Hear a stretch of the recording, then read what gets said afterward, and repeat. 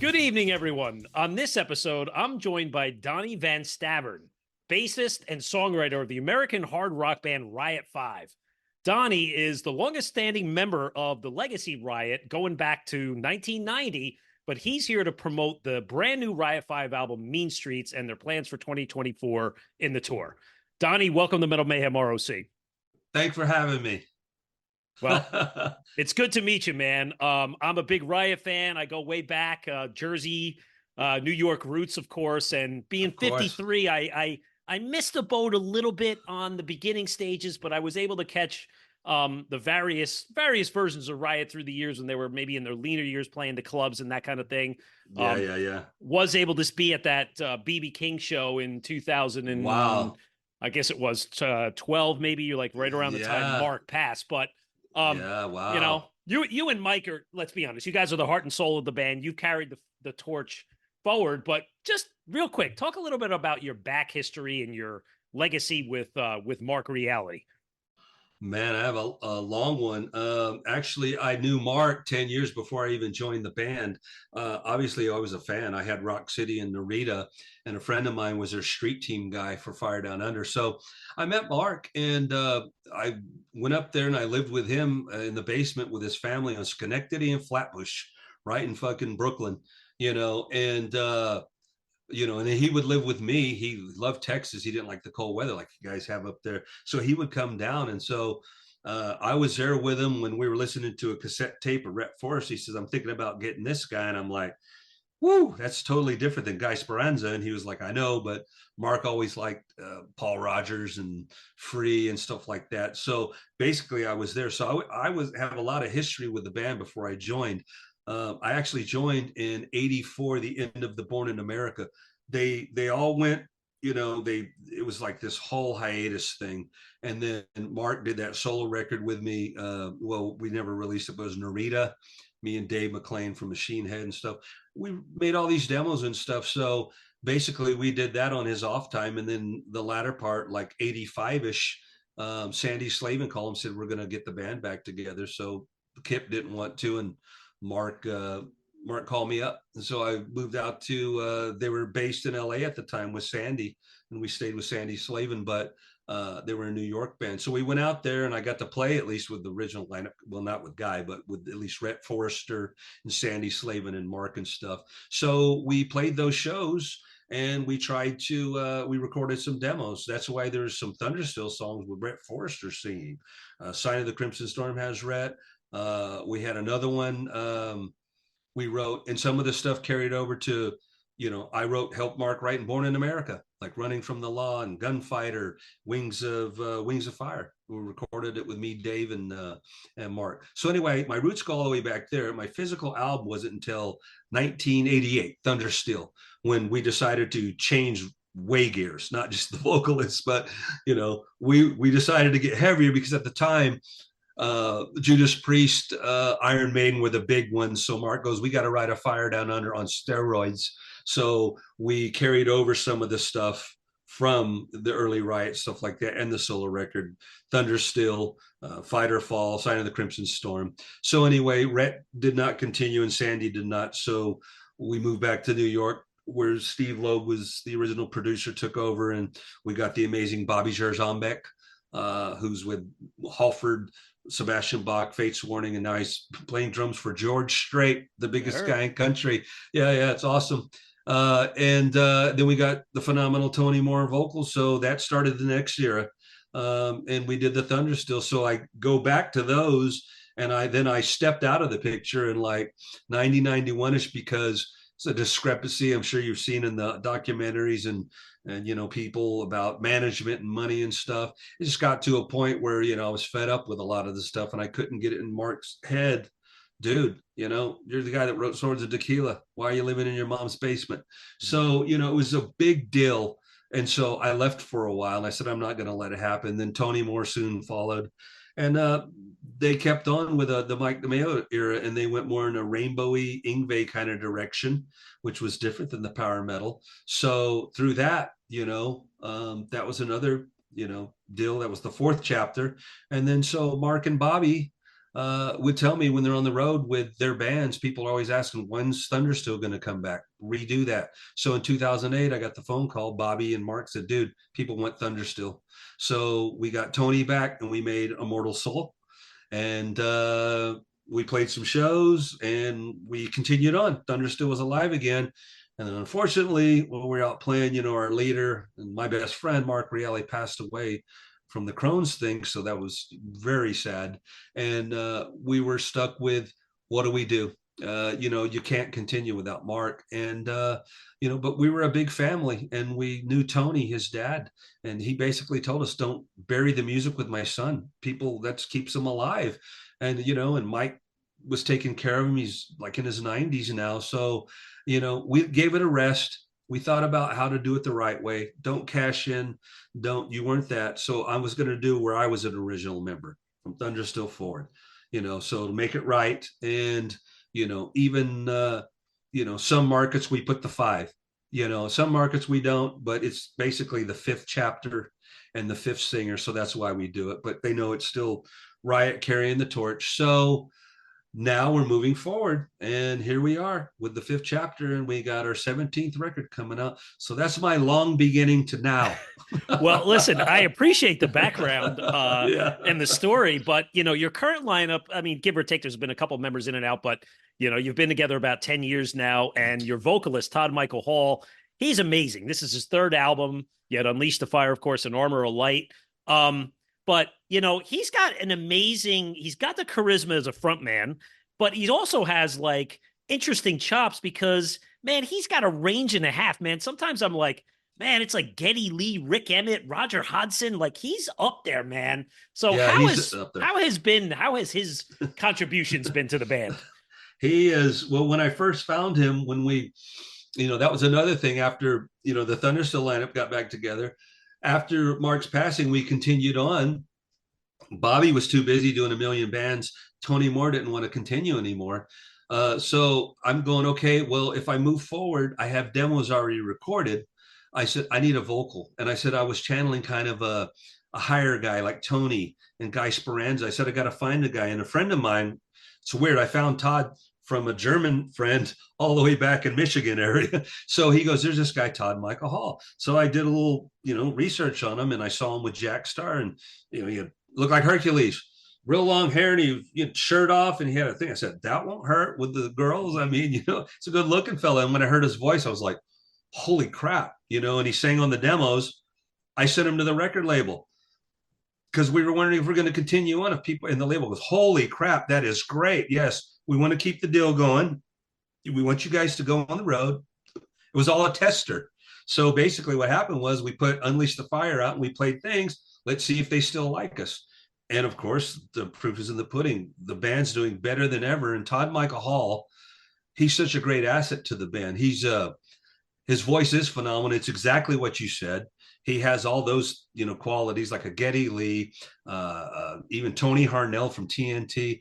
He's got that good sound, and he's a real nice guy, and he brings a lot to the table. I write when I write Riot songs, I write the music and the lyrics, but I will show him melodies, and he'll show me his.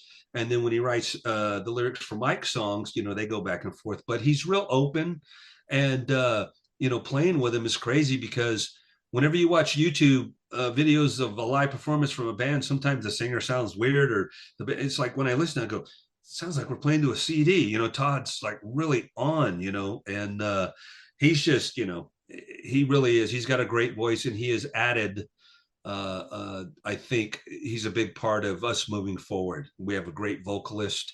And this will be our 3rd record. We were even joking around about that the other day. He was going, I was doing interviews. He goes, God, I've been in the band a decade, fuck 10 years. And I go, you have? He goes, I can't believe we've been this long. I said, dude, this will be Riot's 17th record, our 3rd record. And we broke a record because this is the first Riot record with the same lineup for 3 consecutive records. Well, it's never congratulations on that one. I know, isn't that crazy? Because we've had 1 million members. Right. But I'll tell you, Donnie, Mean Streets, I love it because so many elements of the past, yet it's very current. I mean, number one, you capture the twin guitar sound that Riot is synonymous for perfectly. It's amazing. Right. I love the name of the album. I even love the album cover. I mean, you got motorcycles with the seals all over the motorcycles, drinking a little bottle there. It's really, really well done. So I want to get into some of the tracks, but I'm from New Jersey, but quickly, you recorded this album in New Jersey with Bruno Ravel, correct? Well, we did some of it with them, and we did the drums up there. Basically, what we do is like, back in the day, obviously, you record in the studio with a 2-inch tape and the whole nine. Through technology, we'll do a lot of writing. Like I have a studio at my house. Mike has a studio. Todd has a studio. So basically, what you can do is we have a giant upload thing that Bruno has, and we can do that. But a lot of the time, drums, you like to have it where, you go to a real studio. So we went to a real studio for Frankie, and then like we'll send stuff up there. But, Bruno might say, hey, Mike, come over to the studio. I need you to do leads, but I need a different kind of format. So we do that. But, I mean, the album Mean Streets basically, I wrote that and the lyrics. Like I said, I wrote it about growing up in New York when I was with Mark. Even when I joined, we lived in the city in the garment district where Green Street was, and we would go party. We're like older cats. That's why I have a line in there: "To L'Amour's to get our fix. Go to the cat club, pick up chicks." That's what we did. I'm not lying, and we'd sit there and walk the streets of New York. We'd eat deli pizza, you live there, So basically when we did that, they go, well, let's call the album that. It's Riot. It's written about the upbringing in 75 when they were doing Block Party and Keggers. They got the deal in 77 and let's do it. So they gave it to the artist and the artist goes, well, the mean streets of New York, I got to make bikers, but we have to put the seal. That's your guy, our friggin' seal. We have the weirdest mascot ever, but we're not Eddie the Head or Rivet Head like Megadeth. We have a little fuzzy seal anyway. So the guy goes, I'll put him on the bike, and we said okay, and he sent us some proofs, and and he had just him with a girl on the back, and we said, well, we like to put 5 because it's always there's 5 members. And then in the thing, there's a picture of us on motorcycles. So he said, okay, so that's why you see actually what it is a seal with a sword, a seal with tequila to do the whole swords of tequila, yes. And then breaking through stuff. And then we have our first seal chick, holding onto the guy. We never had a Riot seal chick. So he made this hot chick with, boobs hanging out. And we're like, okay. So anyway, so basically that's where Mean Streets came from, the early beginnings of Riot, and it all worked into the cover and all that. And so we decided to use that name. We were going to go with Hell to the Warriors, the first song on the album, but we thought that was a little too Man-O-War that kind of band. We said Mean Streets is more like Riot. It's rock, metal, that kind of vibe. So that's kind of how we went. And and on the title track, it's great. I love how there's references to Johnny Law and your signature line there. Mean Streets take me back to the place where I became a man. That's awesome. Yep. But going to the top of the album, I mean, like, listen, this is my honest truth. Like tracks 1 through 6, amazing stuff all the way through. Hail to the Warriors. I mean, fast and heavy. I love that build with the unplugged guitar. It has the thrash speed drumming, a big triumphant chorus, lots of screaming, yeah. Todd going up high, lots of shredding. And then you go into the second track, Feel the Fire, and this is kind of like your catchy, melodic, radio-friendly, song. I actually hear the chord from Grinder and Judas Priest in it. Never heard that before. Right, exactly. Yeah, okay. Yeah. But the video's great. You got the lights, the fire, the sexy girl in the front. So talk a little bit about those 2 songs. Well, when we did decide to do, when we started working on this record, it wasn't a concept, but I was thinking, why don't we do, let's make it a well-rounded Riot record, because Armor Light, the one before it, was a lot of the Thundersteel thrash with thrash production, that kind of power metal thing, Yeah. It's a good record, but I said, let's do I'll write a couple songs that are like, what I normally write, kind of power metal, but let's write a couple rockers like from Narita and Rock City and Fire Down Under. So basically, I always want to do the first song on the album, you want to hit him in the face.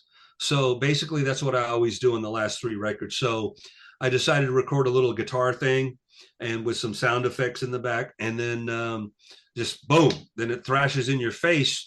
And we like to sing along, where we have the chance, because live when we're playing music, we're like, hail to the warrior, shout, you want to do that. So we decided to, use that as the opening song, and we put a lot of, there's some off time in there, and Frank's drums are incredible. Mhm. Todd's vocals, so you just want to go for the whole Riot punch in the face.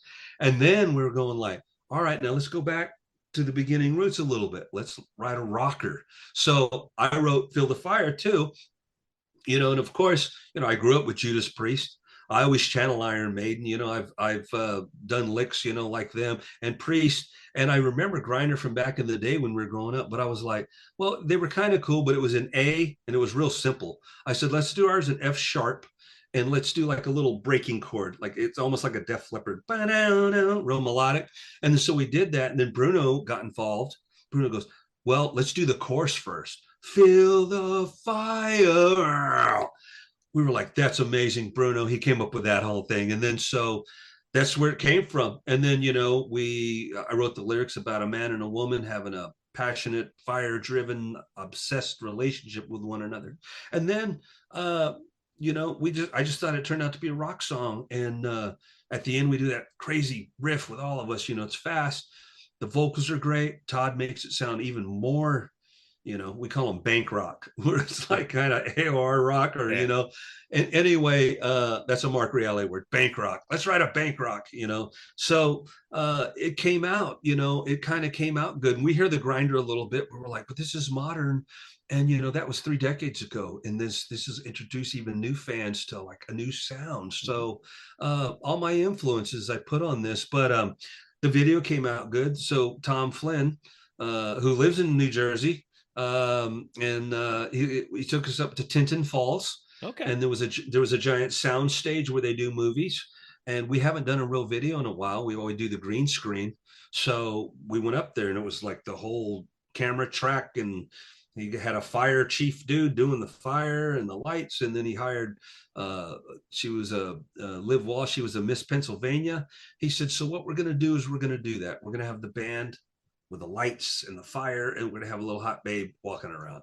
And we were kind of like, okay, a bunch of old rockers. We got this chick walking around. I thought, what is this, cherry pie again? So basically, it's like Warrant Cherry Pie, but it's like a bunch of metal guys, and we're doing that. But it's kind of a groove song. So it was one of those where we're going like, okay, let's see if the Riot fans, like it, because we're still doing the heavy, but we're doing a couple rockers and stuff. So I think they sound great. I think they came out sounding good. They did great. I mean, again, you go down the line, Love Beyond the Grave. I mean, I can't get the 4-chord chorus out of my head. It's just so strong and powerful. I love it. And that was such a signature Riot thing to do, the simple 1 or 2 or 3, 4 word chorus on that. Todd really shines on that one, but big chords on that one.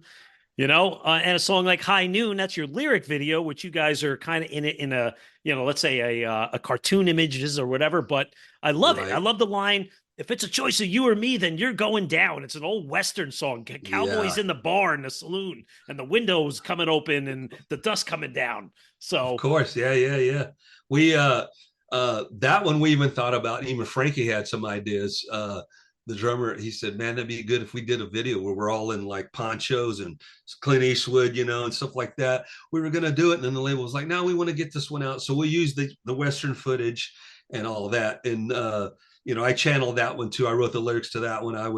Mark loved Westerns, Mark Reale, he did Outlaw, Restless Breed, Gunfighter, all these Western stuff. But I wrote the lick from like, old school Riot. I said, I'm gonna write Western lyrics. So I wrote these Western lyrics, and then Todd, his vocals on it and the melodies and stuff were just great. And so they said, we're going to start this off. We don't want to throw a curve right off the bat, like release Feel the Fire first, and people are gonna be like, what the hell? So they did some normalcy with High Noon. Okay, this is Riot, and then threw that one in there, to try to add. And then Love Beyond the Grave was real good. And that's my favorite. Mike wrote that, but we all edited that. We all chipped in and stuff. Frankie actually wrote a couple lyrics to it. Todd wrote all the main lyrics, but Frankie wrote some lyrics. And I actually wrote the chorus that you were talking about, because when it went back to the chorus, Mike had a real intro like he had, and it was a singing line. I said, dude, let's do the old school, a chant. So I said, let's go back to the head riff. So he did but down down, and I go, love from beyond the grave, and he goes, dude, that is so cool. So the final product with all of us putting our 2 cents in came out great. That So is, I love that chorus. It's yeah, definitely great.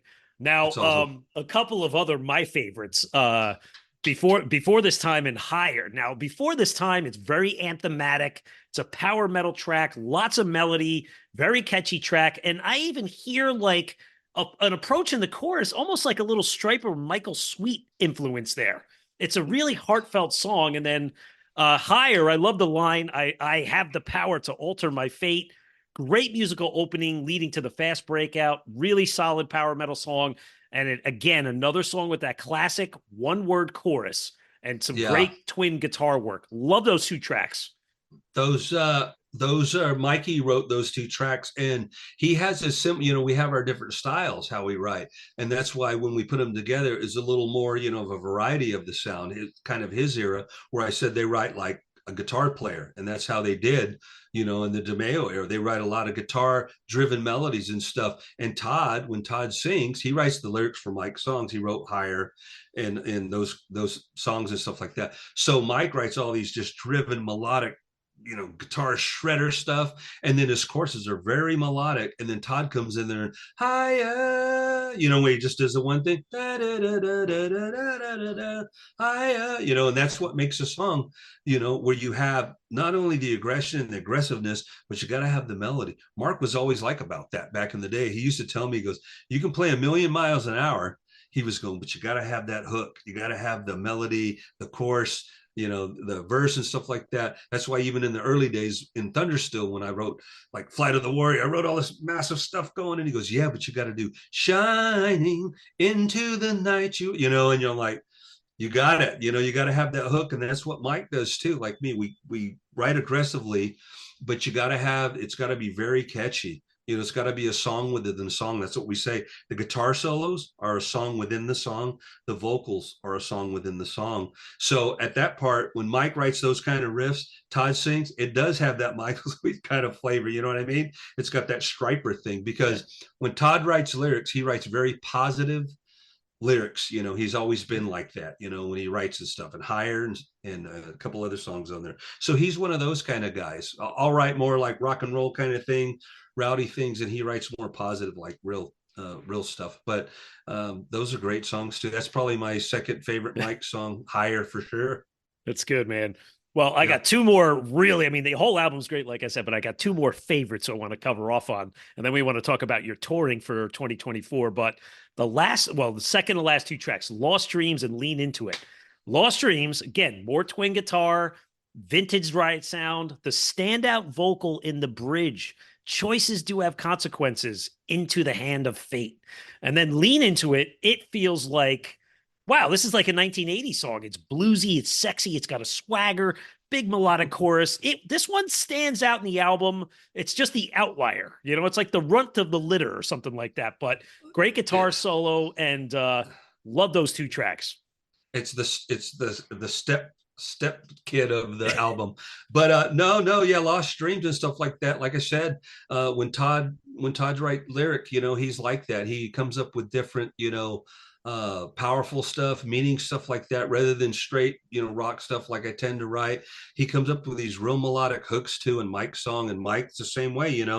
Michael actually, when he writes his song, when he sends Todd the demo for the vocal, he plays it on the guitar. So, I'm not a great singer like Todd, so I'll hum, here's what I want, but, I'm not a great singer. Mike will do the, and then when it's a harmony, he'll do that. So when Todd gets it, they get the whole harmony thing. And then just underneath his real nice guitar line, Todd like follows that, and it goes like, God, man, that's such a hook, and he has a way of doing that. And when they do that, it sounds a lot like, to me, it sounds like either Michael Sweet or Tony Harnell, like some early TNT, yes, those kind of songs, rock songs. So, like I said, the style is cool, the way he writes, and it's different than I wrote Lean Into It. And that's another one, like I said, on this record, when I wanted to be a little diverse and go way back, I was channeling Overdrive from Rock City, which was the first record. I said, dude, I just want a drum beat, Zeppelin, keep it simple, stupid, And then so Todd actually wrote the lyrics to it, and I normally write my lyrics, but he had an idea. And I said, let me write music. And so we got together on it. And I said, wow, this turned out to be one of those bank rock songs. I said, this song could be a hit, if people took a chance on a hard rock band again, because it's got the rock feel and it's got the you got to lean into it. That is such a good chorus. I mean, it's got the hook to it. So that one was, Todd and I, and we felt the same way. We say it's a little different than the record, but Riot has put some commercial stuff on their hard records. So we thought that Lean Into It could really do something, but we'll see. It's the Step Brothers way down in there, but we'll see if people dig it. Now that's why you got to go all the way to the bottom of the album, because you never know what you're going to find. Well, right before you're about to end it, you're going like, okay, that was kind of cool. Oh my God, what is this? Exactly. Yeah. Well, Donnie, it's a great album, 12 tracks. Before we talk about touring, I just wanted to ask you a curiosity question. There was a new Riot documentary series released recently called Immortal Soul, a Riot Tribute and Concert Film by filmmaker Damien Collodi. We had him on our show about a month ago to talk about that contribution. I think he did an amazing job showcasing not just the past, but a really good job of showcasing Riot 5. Have you seen it and had a part of the documentary? Well, we've seen it. He came to us, and it was crazy how he started it. He didn't even know who Riot was. He saw us at Keep It True. He was living. He's from here, but he was living in Germany or somewhere. Yep. And he came to Keep It True, and he was blown away by us. And he was like talking to us like, "You're incredible." And then he started looking into the past. He said, "I didn't know there was this big old past." For instance, the 70s. Said, yeah, oh yeah, we're just continuing on. And he couldn't believe it. So he was so enamored with it, he decided to ask us if we could do one, because we've had a few done. We had one a couple of years ago, and then we had another, the Metal Voice and Giles Lavery did one a couple of years ago. And then even before that, this guy did another one. It was a short one though. Martin Popoff, he did like a short one. So people do it. They're enamored by how the band is still moving forward with so much history. So he did it, and he came to us about it. And we were like, okay, well, at first we get a million guys doing it, but then he said, I want to do one. And at first it was going to be like maybe 1-2 parts. And he says, there's too much history. I'm going to do 4 parts. So we ended up saying, okay. And we all participated in it. I'm in it. Mike's in it. We're trying to, Rick Ventura's in it. We're trying to give him most of the stuff like that. And he touches base on everything, and moving forward. I just told him, I said, the only thing we want is we're moving forward. But now we're not the world's unluckiest band. We're the world's luckiest band, because we're Riot 5, same lineup. We're doing better than any lineup before. And he was like, I got you and stuff. So yeah, no, we saw it, and it's really cool. I mean, it's been on the internet. It's been on a couple websites and stuff like that. So, I mean, anybody that's into the band that much and wants to make a documentary of you, I mean, you can't say anything, it's just awesome, so that's great. Well, and it's great because it ties in nicely with you guys releasing a brand new album coming up. It's almost like really good timing. So I welcome you to check out our interview with Damien when you get a chance. Go to metalmayhemroc.com. But okay. Donnie, talk a little bit about touring. I see you got some dates in Europe in May with Tail Gunner. Any plans to hit the States? I'd love to see you guys again in New York.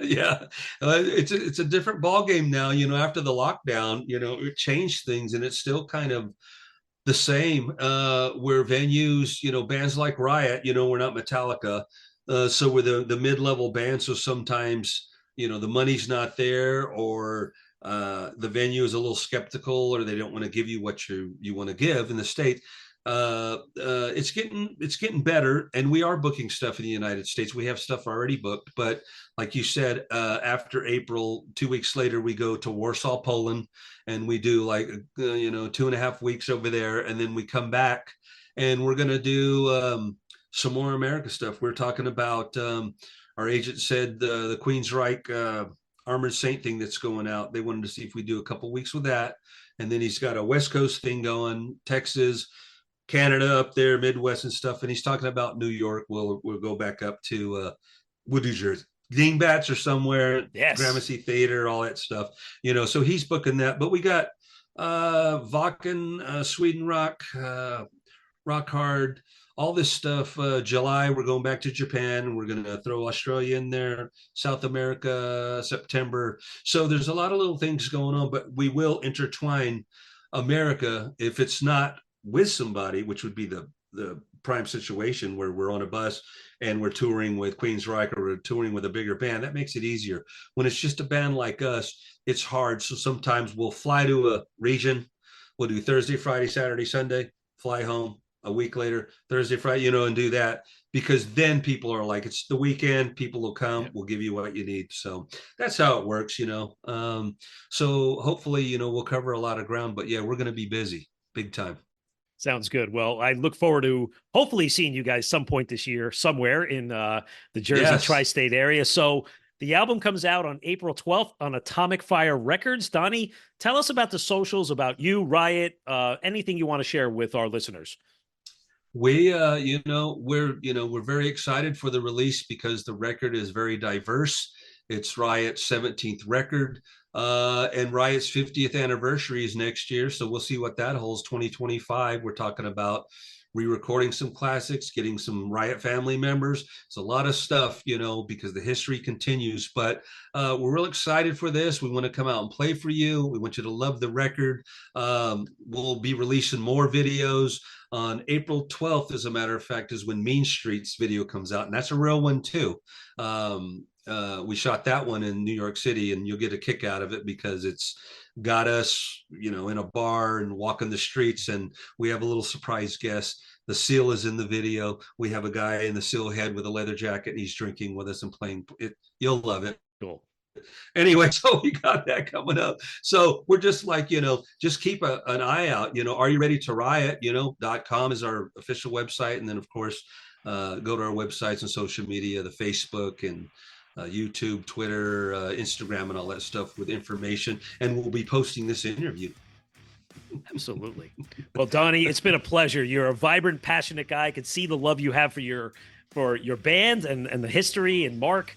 And we'd love to have guys like you on our show. So we'll do anything on our part to help you support this path forward. So thank you, man. Appreciate the time, and I hope to meet you in person down the line. And best of luck with this album and tour. And thanks for coming on. Right on, man. Shine on. Thank you, brother. You're welcome. Have a good one. You too. Metal for Life. Thank you for listening to Metal Mayhem ROC. Check out our website at metalmayhemroc.com for information on podcasts, archives, links to all our live radio shows, and all sorts of info. Please like, follow, and share with everyone, even your non-metal friends. And always remember to keep it heavy.